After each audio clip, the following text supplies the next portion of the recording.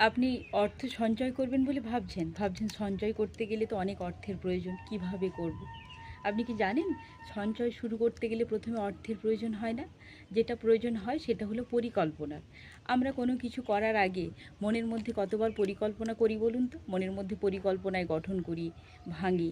তেমনই দেখবেন আমাদের অনেকের কাছে হচ্ছে অনেক ধরনের অনেক কিছু সঞ্চয় থাকে, সঞ্চিত থাকে। যেমন ধরুন অনেক মানুষের কাছে অনেক সুন্দর অভিজ্ঞতা আছে, অনেক মানুষের কাছে অনেক জ্ঞান সঞ্চিত আছে, অনেকের অনেক অর্থ আছে।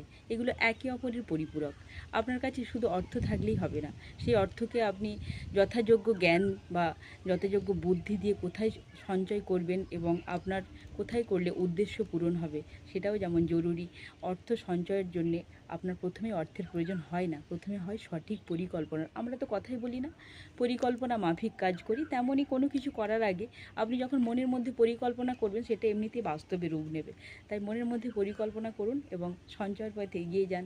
আপনার দেখবেন সঞ্চয়ের জন্য অনেক কিছু প্রয়োজন হয় না, শুধু হয় সুপরিকল্পনার। মনের মধ্যে পরিকল্পনা করুন, দেখবেন এমনি আপনার অর্থ সঞ্চয় হবে।